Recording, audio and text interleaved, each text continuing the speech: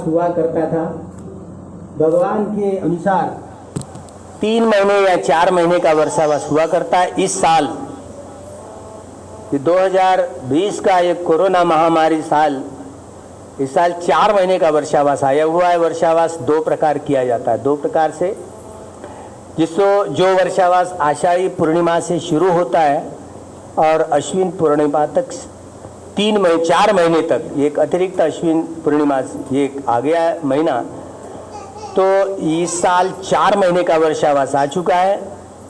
पहला जो पूर्व वर्षावास कहा जाता है को आषाढ़ी पूर्णिमा से पिछले 5 तारीख को शुरू हुआ है और वह 30 अक्टूबर तक रहेगा। जो पश्चिम वर्षावास अलग अलग भिक्षु आज ही अधिष्ठान ले रहे हैं, जो कि आज श्रावण पूर्णिमा है, यह आज 3 अगस्त से 30 नवंबर तक इस तरह ये पश्चिम वर्षावास पकड़ा जाता है। तो पश्चिम वर्षावास आज अलग अलग भिक्षु संघ धारण कर रहे हैं। शाम को अलग अलग भिक्षुओं के अधिष्ठान प्रारंभ हो रहे हैं। वैसे तो जब भी कोई वर्षावास 3 या 4 महीने का हुआ करता है, तो वर्षावास के समय जहाँ वर्षा होती है, भिक्षु 3 महीने या 4 महीने किसी विहार में जाकर के बुद्ध वाणी का स्मरण करते हुए, बुद्ध वाणी का प्रकाशन करते हुए भगवान की वाणी सीधी सरल भाषा में समझाई जाती है। अनेक कम्मठानों का अभ्यास करने के बाद भी अनेक लोग धर्म में प्रतिष्ठित हुआ करते थे, लाभान्वित हुआ करते थे। यही परंपरा चलती रही, दृढ़ परंपरा चलती रही। तो यही अभी इस साल 4 महीने का वर्षावास जो प्रारंभ होता है, तो पूर्व वर्षावास आषाढ़ी पूर्णिमा से और पश्चिम वर्षावास श्रावण पूर्णिमा से प्रारंभ होता है। आषाढ़ी पूर्णिमा जहाँ सिद्धार्थ गौतम हो, एक ही बुद्ध की बात नहीं, एक ही बोधिसत्व की बात नहीं।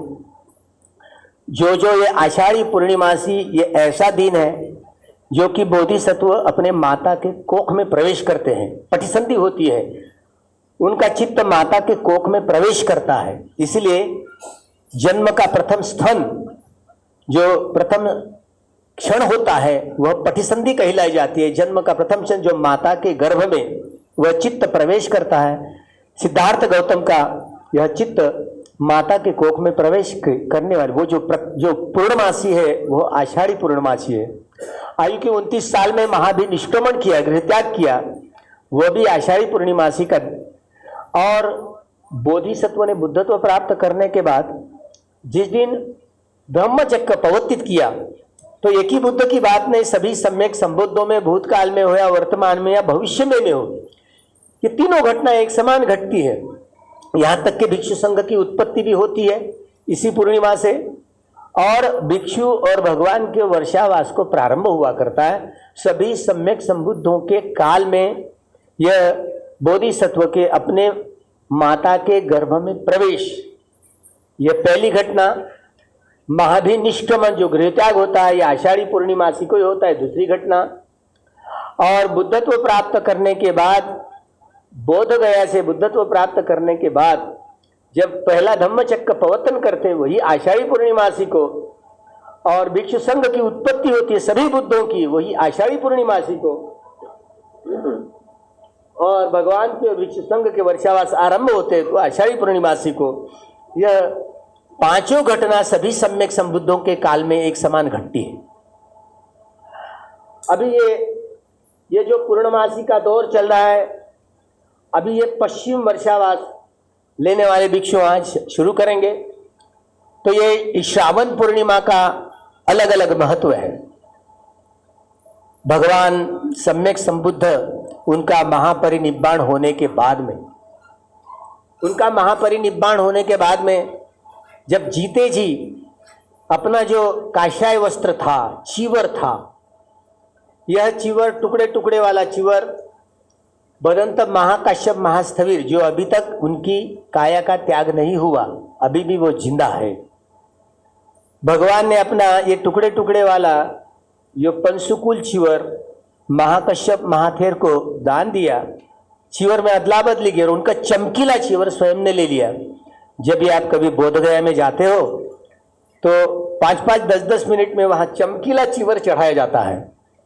तो समझिए आप कि भगवान वो जो चमकीला चीवर महाकाश्यप जी का था, और ये चीवर आने वाले सम्यक संबुद्धों को दान करने के समय में, जब दान करेंगे उसके बाद में वह काया त्याग करेंगे, तब तक वो जिंदा रहेंगे। महाकाश्यप जी बुद्ध शासन है, क्योंकि महाकाश्यप जी इस बुद्ध शासन का दुआ है। हर एक बुद्ध शासन में, बुद्ध शासन एक दूसरे बुद्ध शासन की जानकारी देने के लिए हर समय में, हर बुद्ध शासन में कोई ना कोई एक ऐसे दुआएं होता है। तो ये दुआ है दोनों बुद्ध शासन का, महाकाश्यप सिद्धार्थ गौतम से लेकर आर्य मैत्रेय सम्यक संबुद्ध भविष्य में आने वाले, तो वहां तक ये दो बुद्ध शासन का जो दुआ जिनको कहे जाते थे, दुआ यही महाकाश्यप जी है। महाकाश्यप जी का चमकीला चिवर स्वयं ने धारण कर लिया और अपने टुकड़े टुकड़े वाला जो चिवर महाकाश्यप जी को दे दिया।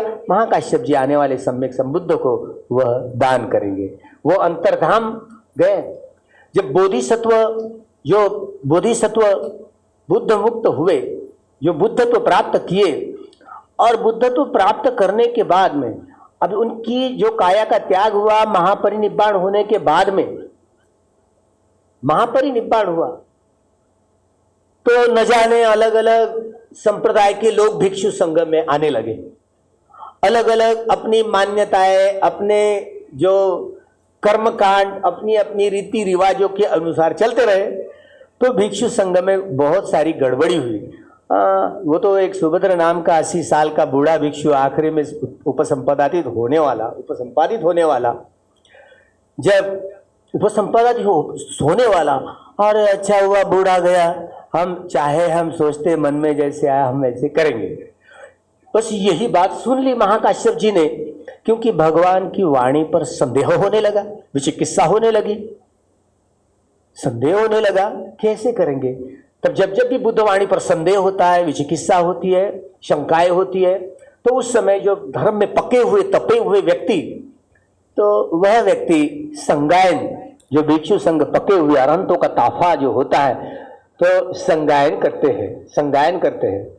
तो यह घटना इसी पूर्णिमा से, यही पूर्णिमा थी वह कि संगायन हुआ। 7 महीने का संगायन, मतलब एक नहीं, दो नहीं, 500 भिक्षु, अरहत भिक्षु महाकाश्यप की सभा अध्यक्षता में 7 महीने तक, वो जो सप्तपर्णी गुफाएं हैं, तो सप्तपर्णी गुफा में वहां बड़ा अच्छा मंडप डाल दिया, और वहां तक 7 महीने तक 500 भिक्षुओं ने इकट्ठा आकर के बुद्धवाणी, जो 84,000 धम्म स्कंद में मौखिक थी, उसमें कोई लिखा पढ़ी उस वक्त नहीं थी, मौखिक वाणी कथन करने के लिए, गायन करने के लिए 7 महीने का काल लगा। 7 महीने का संगायन चला उस सप्तपर्णी गुफा में। तो उसकी शुरुआत आज ही जो शुरू होती है पूर्णिमासी, श्रावण पूर्णिमा, तो श्रावण पूर्णिमासी को ही यह पहला संगायन प्रारंभ हुआ, और वह 7 महीने तक चला। इसीलिए ये धर्म, ये ध्यान करने का हमको मौका उन्हीं के पुण्य कर्म से मिला है। अगर वे नहीं होते तो बुद्ध वाणी सुरक्षित नहीं रखा करती, और ये धर्म हमको नहीं मिल पाता। बड़ा अनंत उपकार है उन लोगों का जिन जिन लोग पवित्र। इसीलिए पहले संगायन के पहले भगवान की वाणी पर संदेह होने लगा, तो भगवान की मूल वाणी पर जैसा संदेह होता है, तो घर में पके हुए तपे हुए लोग इकट्ठा आकर के भगवान की शुद्ध वाणी को शुद्ध रूप से जैसे कि वैसे ही बरकरार रखा करते हैं। तो यही वह श्रावण पूर्णिमा थी, जिस पूर्णिमा सुबह सुबह जो भिक्षु आनंद जी को अरहत्व प्राप्त हुआ, क्योंकि 499 लोग थे, 500 को एक कम था। अब भला एक छाया की तरह रहा। भिक्षु आनंद भगवान के खूब उपस्थाक रहे, सेवा करते रहे। भला ही सेवा करते रहे। लोगों के दिमागों में यह थे कि क्योंकि यह संगायन में भिक्षु आनंद भी होना चाहिए, लेकिन आनंद श्रोतापन नहीं फल प्राप्त किया हुआ था, और तय हुआ ऐसे था कि सभी 500 लोग भिक्षु सभी अरहत चाहिए थे, लेकिन भिक्षु आनंद अरहत नहीं था। तब 4 महीने पहले, चैत्र, वैशाख, ज्येष्ठ और आषाढ़, तो जब भगवान के महापरिनिब्बाण के बाद ये चैत्र, वैशाख, ज्येष्ठ और आषाढ़, यह 4 महीने तक उनको तपने का समय दिया, ध्यान करने को संधि दी। किसने? महाकाश्यप जी ने, जो संघ के नायक थे, भगवान के बाद संघ नायक थे। तो महाकाश्यप जी ने भिक्षु आनंद को तपने के लिए, बड़ा परिश्रम करने के लिए, पुरुषार्थ करने के लिए 4 महीने दे दिए समय। और वो लगातार भिक्षु आनंद के संपर्क में अनेक गृहस्थ या गृहस्थ लोग, अनेक भिक्षु भिक्षुनी आई, अलग उनको पढ़ाते पढ़ाते अलग अलग लोग अरहत्व भी प्राप्त किए। लेकिन भिक्षु आनंद श्रोतापन नहीं था, वह अरहत नहीं था। अब उनको यह मौका दिया गया है, वो अरहत नहीं था, इसलिए संगायन में शामिल नहीं हो सकता है। जैसे संगायन में शामिल नहीं हो सकता है, तो उनके लिए महाकाश्यप जी ने अनुमति दी, जा भाई तू जंगल में जा और 4 महीने ध्यान कर, अरहत बन जा। तो वो बड़ा होशियार, भगवान की मौखिक वाणी जैसे कि वैसे ही बोलता था, फिर भी बड़ा अहंकारी। एक कोई व्यक्ति श्रोतापन्न भी हुआ, उनका अहंकार टूटता नहीं है, नहीं टूटता है। अरे मैं तो अभी अभी बन ही जाऊंगा, अभी 2 दिन में अभ्यास करूंगा, अरहत तो बन जाऊंगा।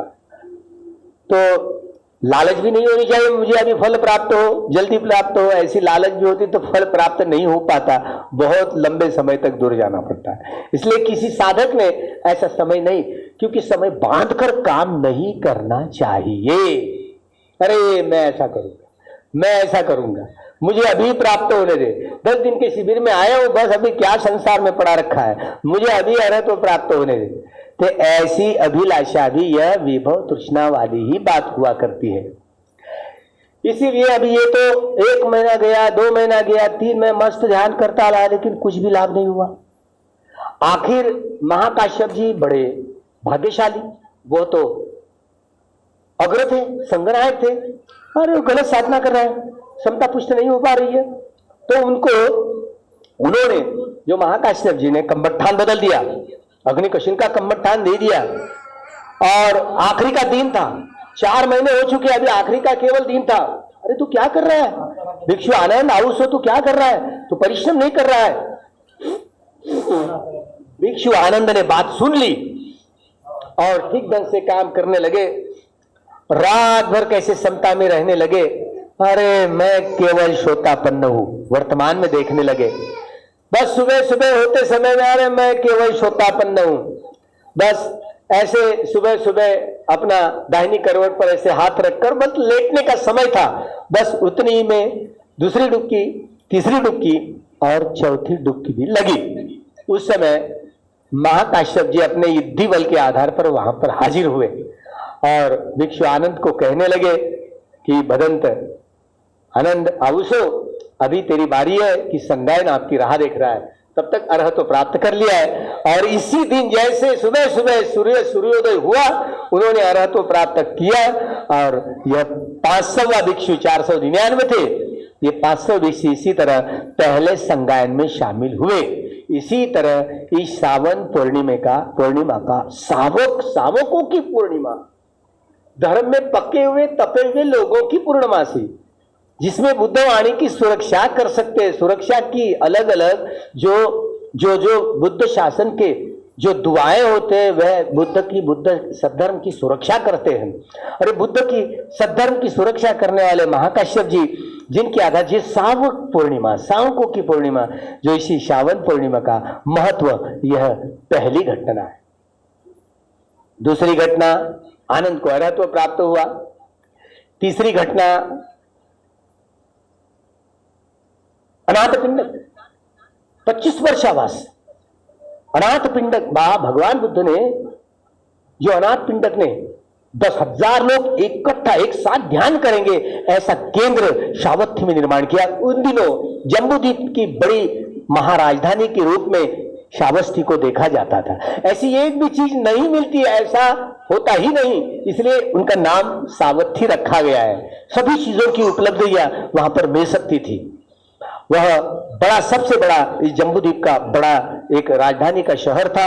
उस समय में भगवान ने 25 वर्षावास किए और उसमें यह अनाथ पिंडक जो दायक है, वो महा उपासक कहलाया गया है। महा उपासक, जिन्होंने सबके दायक, 35%, 35% जो उनकी पूंजी थी ना कारशा पर, वो देशों विदेशों में संग्रहित थी। सबसे बड़ा अमीर आदमी था और वो ऐसे पैसों पर सोया करता था।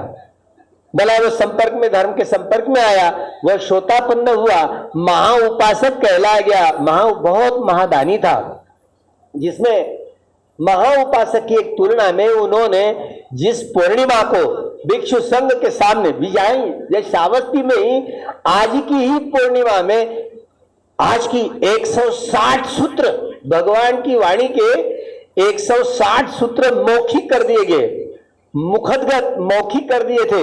तो यही पूर्णिमासी, ये तीसरी चौथी घटना है जो इसी पूर्णिमासी के दिन जो महाउपासक भगवान के अनाथ पिंडिक, जिन्होंने 160 सूत्रों का मौखिक पारायण किया, सूत्र पठन किया मौखिक।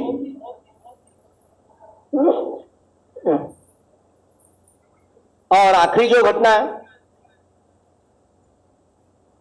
अलग अलग अपने विकारों का समूह संग्रहित करते करते अपने 3.5 हाथ का या अपने हाथ से ये काया का पुतला निर्माण हुआ, बड़े पुण्य के साथ में। दुर्लभ मनुष्य भाव, अर्थात दुर्लभ है मनुष्य जीवन। एक जीवन ऐसा था, लेकिन अंगुलीमाल का जीवन आप लोग सुने ही होंगे। तो यह आखिरी घटना कि अंगुलीमाल को, जिस दिन यही अंगुलीमाल को भगवान ने अपने इद्दी बल से जीत लिया था और भगवान के भिक्षुआर्य संघ में शामिल हुआ था, तो यही पूर्णिमासी का वो श्रावण पूर्णिमा का दिन था। उन दिनों बहुत बारिश नहीं थी, इस समय बहुत बारिश नहीं थी, इस जुलाई में भी बारिश नहीं थी। उस समय बारिश नहीं आई थी, बहुत समय लगा था, बहुत धूप निकली थी, पेड़ पौधे सूख गए थे, एक भी पत्ता नहीं था, वृक्षों को एक भी पत्ता नहीं था, फूल नहीं थे, कुछ नहीं था।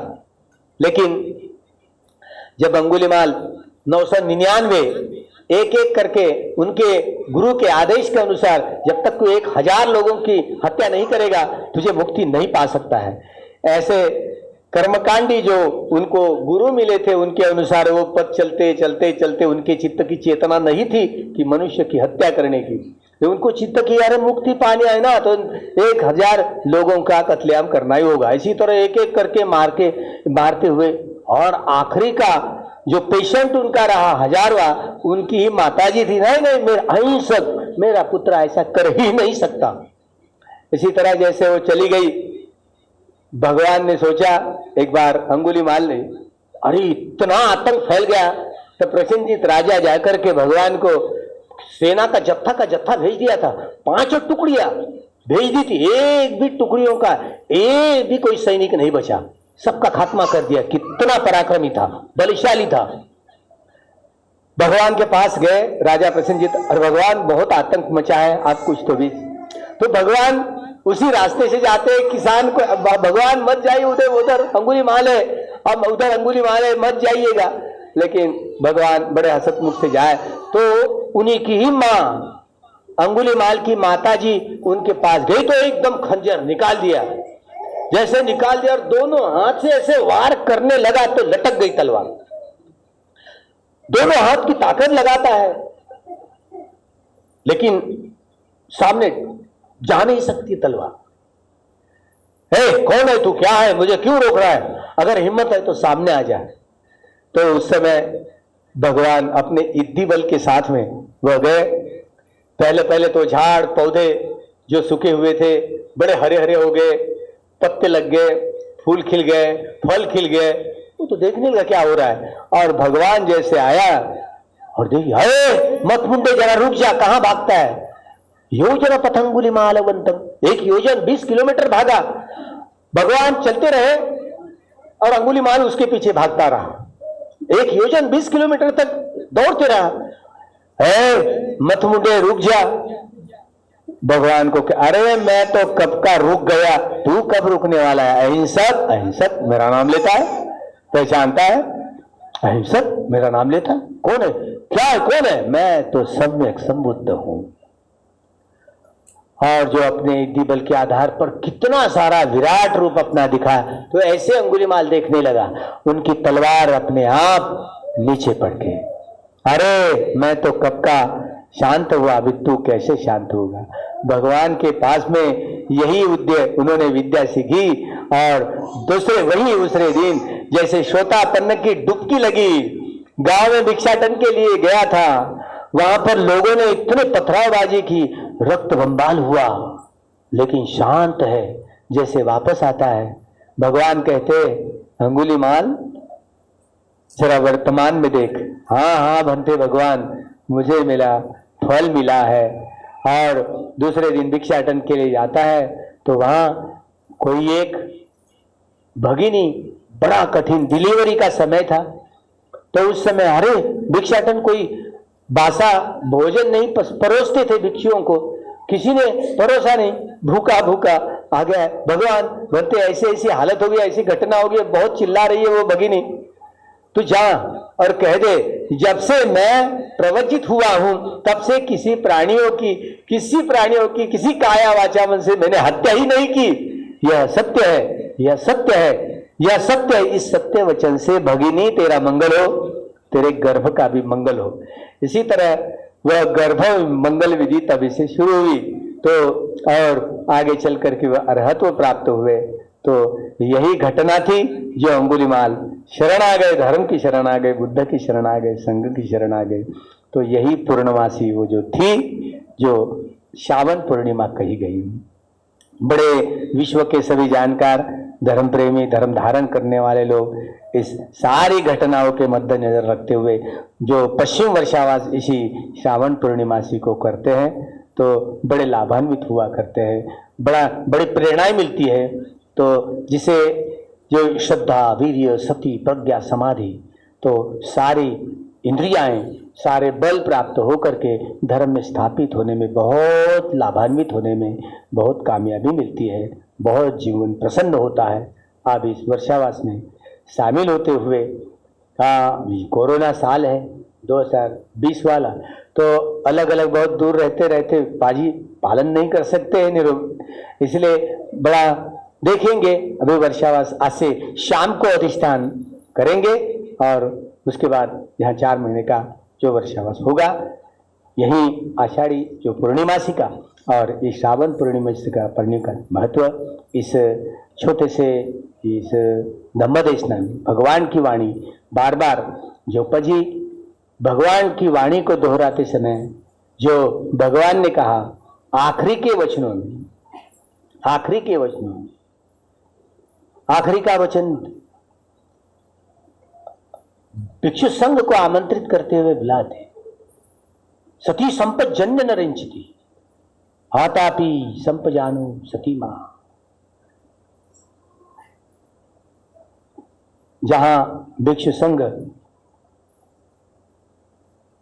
जो महापरिनिब्बाण सूत्र में आखिरी संघ को जो वार्तालाप करते हैं, बड़ा महत्वपूर्ण वह खयवय धम्मा संखारा अपमादेन समता। खयवय धम्मा संखारा, खय वे उदय वे, सारे संस्कारों का संग्रह, जो भव संस्कार का, जो कामलोक, रूपलोक या अरूपलोक से छुटकारा पाकर के निर्वाण संपत्ति को प्राप्त करते हुए व्यक्ति मुक्त हो जाता है, चाहे गृह या गृहस्थ हो, गृहत्यागी हो। तो यह धर्म आपको खूब मिले, धर्म का खूब दानं दत्वा शीलं समाधित्वा उभो शतकं कत्वा तं अस्सादीति अभिनंदन्ति। रागो उपज्जति, दोषो उपज्जति, मोहो उपज्जति, माना उपज्जति, दिट्ठी उपज्जति, विचिकित्सा उपज्जति, औदच्यं उपज्जति, दोमनस्संग उपज्जति। इसी तरह सभी प्रकार के राग, द्वेष, मोह, अहंकार, दुर्भावना, दोमश, सारी विचिकित्साएं सारी दूर होगी और व्यक्ति मुक्ति के रस का रसास्वादन करेगा, निश्चित रूप से मुक्ति का अनुभव करेगा। तो आप भी इस वर्षावास में शामिल होते हुए, आज उपोषित करते हुए आप भी खूब वर्षावास का लाभ ले लें। खूब मंगलो भवतु सब मंगलम, भवतु सब मंगलम, भवतु सब मंगलम।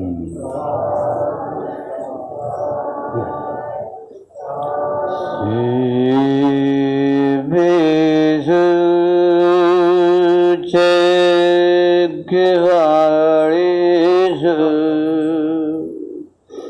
यज्ञदेवाच ब्रह्मणो यं अम्भिकतं भूयं सब संपत्ति साधकं सब्दं अनुमोदित्वा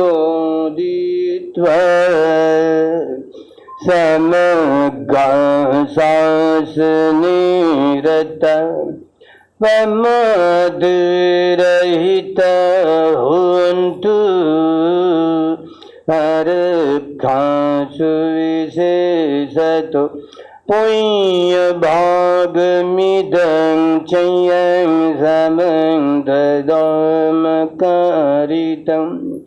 अनुमोदन्तु तं सभे मेदिनी तद्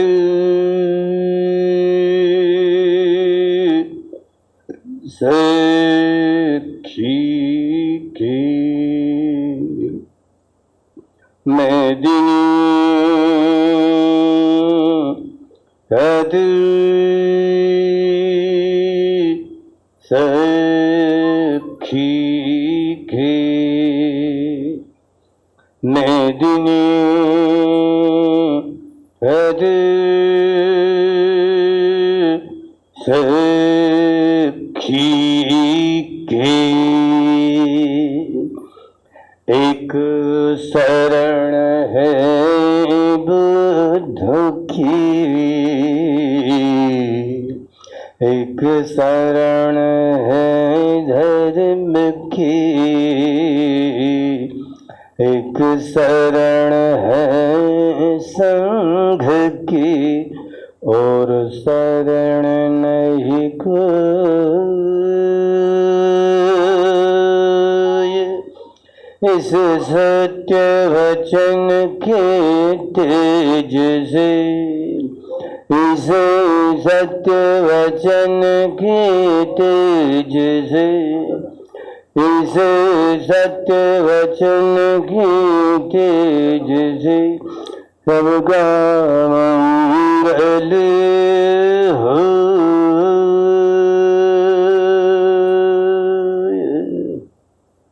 भवतु सर्वमङ्गलं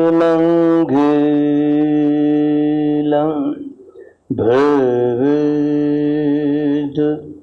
सर्वमङ्गलं भवतु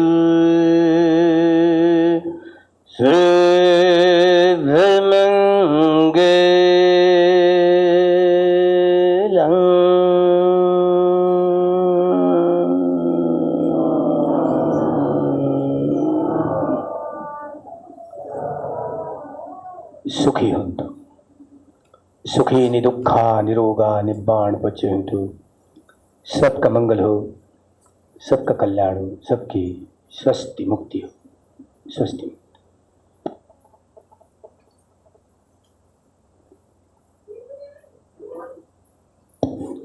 सर्व आमच्या श्रद्धावान उपासक आणि उपासिकेंनो, आजचा जो दिवस आहे फार अतिशय महत्त्वपूर्ण आहे।